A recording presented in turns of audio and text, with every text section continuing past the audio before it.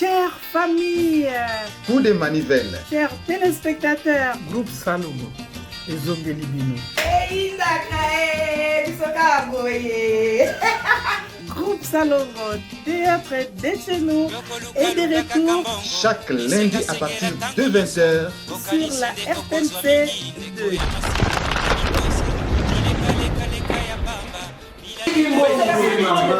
C'est la fin du monde, c'est la fin d'Argent. L'argent est parti. Je peux manger où je suis quinois. Je ne sens 100% quinois. Si le long matin, il y a un peu de zati. Oh, il y a un peu de zati. Pesa nga réponse. Batika ka badroit na bango Droit na yo soko kokufa okufi na pesa kufa ipo na droit. Comment on peut s'en quoi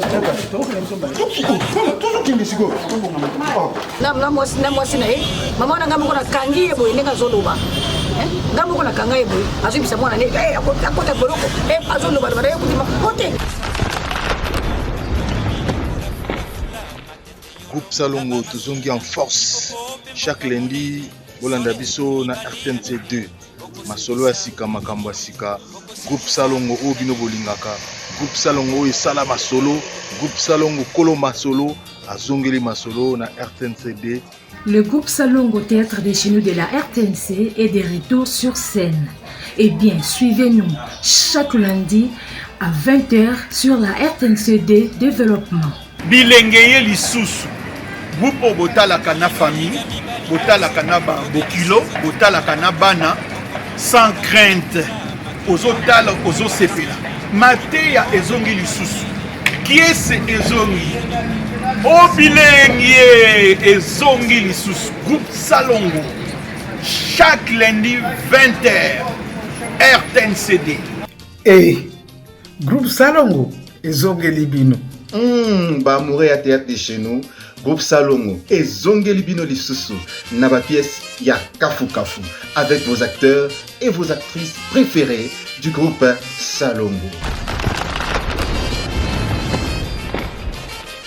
Je me suis retrouvé balo bilamba bakile ba sachet parce que si balo Ni mauvais certificat nango. si balo ba c'était ba sachet bilamba de ba sachet na kati. Mbongo abakenda kosala tokolia kango te tokomofuta niongo na banke tokenda kodefa mbongo na banke oyo barelevable. Karim nini esalaki yo Papa, il a besoin de courage. À part de moto, comme commissionnaire, tout c'est quoi ça?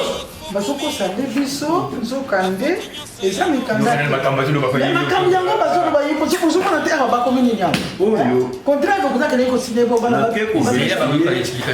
affaire foncière.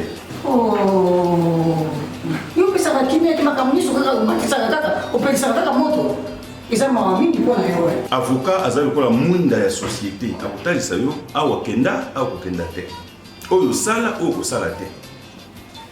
Lelo boye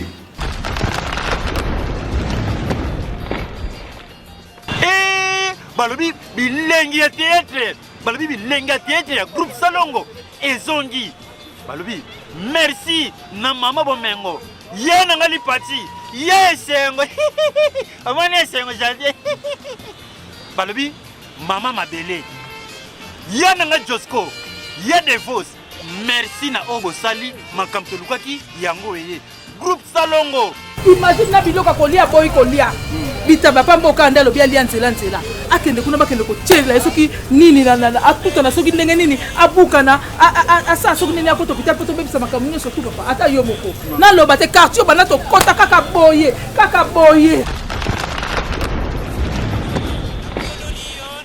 Groupe Salongo. Groupe Salongo, Groupe Salongo. Oh, Groupe Salongo. Ah, maman bébé. Et besongi. Groupe Salongo zongi, maman et Groupe Salongo désormais et ba ekobana koleka na RTNC 2 na raté les sports. Yo kaso.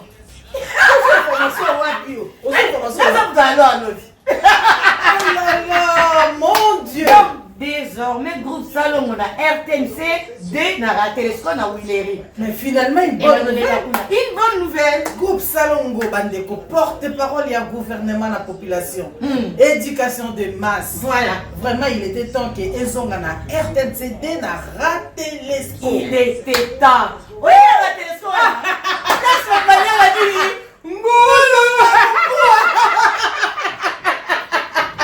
Groupe Salongo alinga mosala.